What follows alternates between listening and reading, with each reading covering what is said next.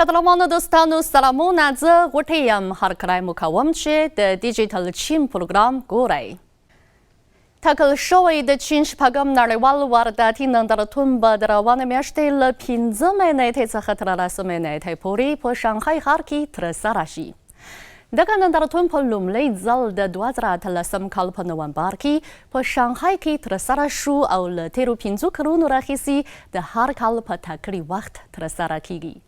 د چین د نړیوال وارداتي نندارتون کیفیت او کمیت کال په کال ښه کیږي او په همدې مناسبت ټوله نړۍ د چین له ورخراسون څخه ښې ګټې اخلي.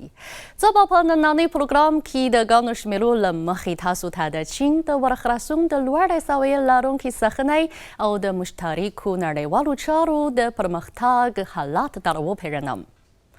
شمیرې ښیي چې د چین د وارداتو په تیرو 5 نړیوالو نندارتونونو کې 111 هیوادونو او نړیوالو سازمانونو عمومي ملي عرفو کې ګډون کړی، څه باندې 2000 نوي تولیدات، تخنیکونه او خدماتونه پکې نندارې ته وړاندې شوي او د تړونونو عمومي ارزښت یې 350 میلیارډو امریکایي ډالرو ته رسیدلی دی. د چین د نړیوال وارداتي نندارتون ادارې خبر ورکړی چې سږ کال به آفلاین نندارتون پوره اعاده شي او افتخاري میلمه هیواد به ولري. تر اوسه د نړۍ څه باندې 60 هیوادونو ویلي چې په دغه نندارتون کې به برخه واخلي او د سوداګرۍ نړیوال سازمان، د ملګرو ملتونو د صنعتي پرمختګ سازمان او د سوداګرۍ نړیوال مرکز په شمول ګڼ نړیوال سازمانونه به هم پکې ګډون ولري.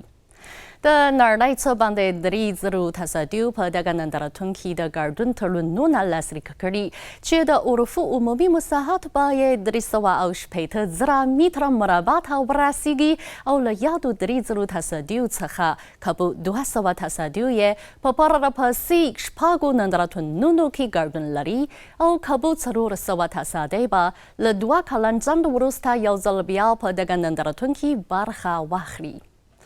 دغه نندارتون د چین د ورخراسون د لوړې سویې د ګار په توګه یو لړ ګټور تدبیرونه په لاره اچولي دي چې د ساري په توګه یې ځینې یادولی شو.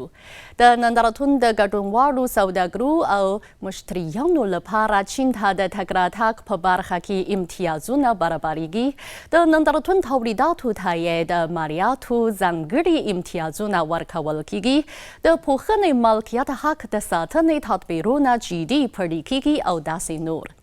د یادو تدبیرونو تر اغیزې لاندې د چین په دننه کې سوداګریز چاپیریال ښه شوی دی. د چین نړیوال وارداتي نندارتون په نړۍ کې لومړی داسې نندارتون دی چې د وارداتو په عنوان ترسره کیږي او دا د دې شاهدي ورکوي چې د چین د ورخراسون دروازه لا پراخه شوی او د ورخراسون لوړه سویه لرونکی بهیر یې نور هم پیاوړی شوی دی. درانو دوستانو، نننی پروګرام په همدې ځای پای ته ورسید. ستاسو د کامیابۍ او نیکمرغۍ په هیله.